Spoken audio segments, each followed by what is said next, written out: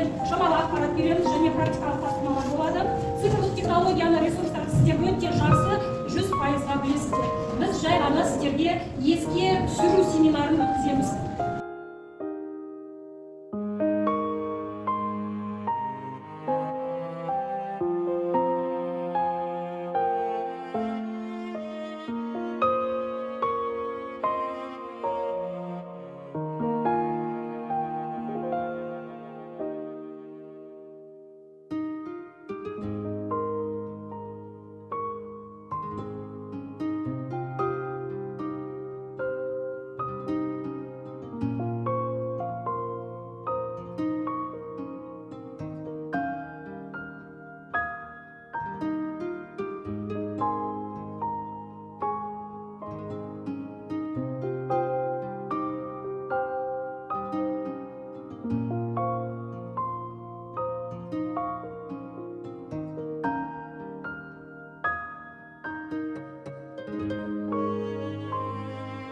Енді осы кез келген мәтінді алып, Festisite.com деген платформа салсаңыздар, осындай әдемі мәтін жасап береді. Бұл мәтінді оқу балаларға бір шетінен қызықты болады. Мысалы, мынау толқын түрінде берілген мәтінді тез оқып шығамыз. Ал енді сәл мынау дөңгелек әйел бір қолмен бес көрсетпесе, екі қолмен әлемді тербетеді дедік. Және әрбір жетістікке жеткен керемет мықтылық деген ер азаматтар атында бір-бірлеріне әйел ұсынып осылай шешті. Сонымен қазіргі таңда қыздар қоғамға жаны ашыр, сондай батыр жүректі әйел адамдар өте көп. Кеше алдыңғы күндері Инстаграмда шығып жатыр. Өзіміздің Гүлназ Аударбекова көкшетау жақтан журналистік шығып жатыр. Осы вакцина коронавирусының қаншалықты адам ағзасына зияндығы, оның бәрін жоғары жақтарда күндерді ұйымдастырып жатқандығы, соның бәрін сотқа дейін ешқандай ер азаматтың аузынан естіген жоқ. Соны қазақтың ішінде кішкентай тырнақтайымыз шығып соны айтып жатыр. Оның өзінде бір батырлық деп айтамыз. Және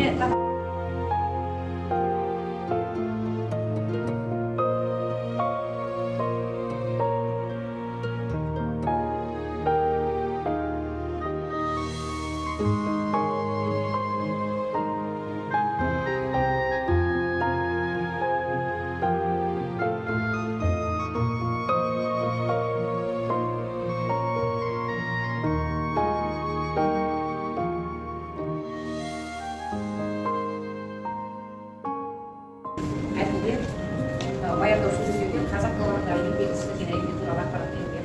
Екінші түсіндіру барысында абай тәжірибесі деген ағасы болса, гүлбаршын, көкпар ақ жүзбен назым туралы қоғамда білім беру денсаулық сақтау бизнес экономикаға үлес қосқан туралы айтып түсіндіріп кеткен. Үшінші талдауда бұрынғы қоғам мен қазіргі қоғамда Қазақстанда үкімет қаулысымен республикада әйелдердің жағдайын жақсарту байланыс бүгінгі таңда әйелдер қауымымен жақсы қолдап көрсетуде әйел тек қана ана емес, әйелдің қолмен бесін тербетсе, екінші қолмен үйді әйелдер қауымын жасасын.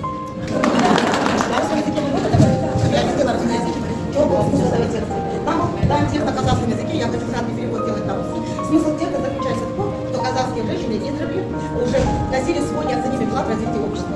И мы вот, отряд феминистов, пришли к выводу, что сейчас ведущую роль в государственной деятельности играют женщины. Обратите внимание, первая группа, вторая группа, из кого она состоит? Женщины. Где наши мужчины? Мужчины. Они сидят, они спрятались, не хотят светиться, они хотят все свалить на женские плечи. Это идет к тому, что...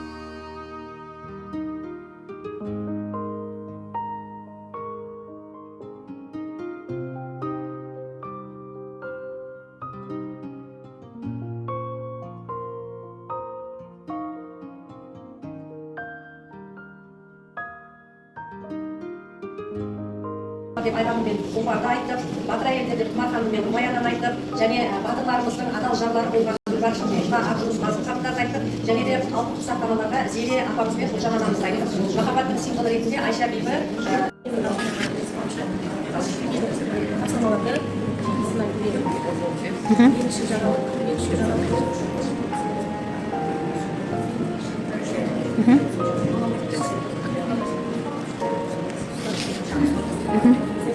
Olmaz.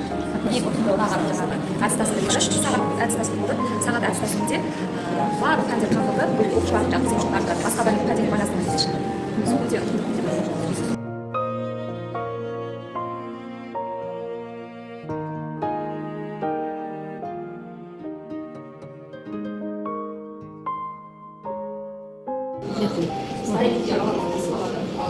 платформа негізінде қызмет саласыңызда оңай мен көмектесуге дайынмын.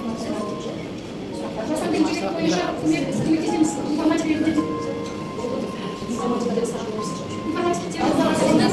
цифрлық ресурстардың ішінде ең маңызды түрі баламен бірге даму үшін жасанды интеллектті жақсы меңгеру керекпіз. Жасанды интеллект дегеніміз кәдімгі адамның орындай алатын функцияларын белгілі бір шеңберде орындап беретін платформа. Қазір ChatGPT барлығымызға таныс, кез келген сұрақты с нуля өте бастап ұйымдастыру кезеңінен бастап кәдімгі оқушылар кері байланыс алуға дейін толықтай ұйымдастыруға болады.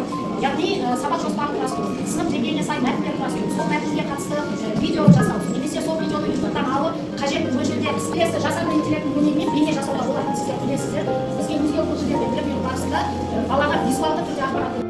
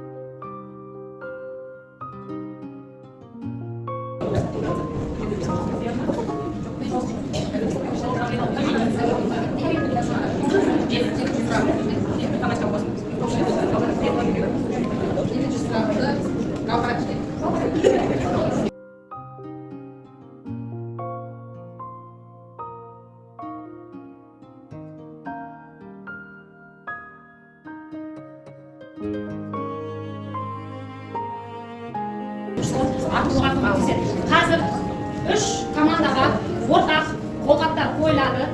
Белгіленген уақытта бізде қазір мына жерде музыка ойнау керек, техникалық ақауға байланысты задержка болып жатыр.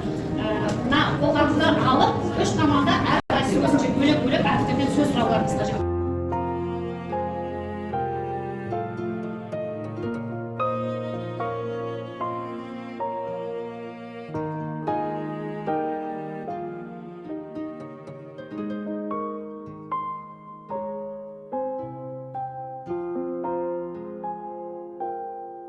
Файрус, и хочу ее спросить. Назовите постоянные признаки существительного. Якова? Постоянные признаки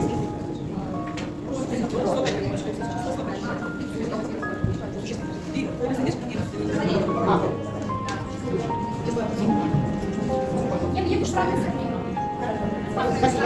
Ответ частично принимается. Следующий вопрос. Я хочу задать Адам. Назовите непостоянные признаки существительного. Непостоянные. Непостоянные. Которые меняются. Поддержи.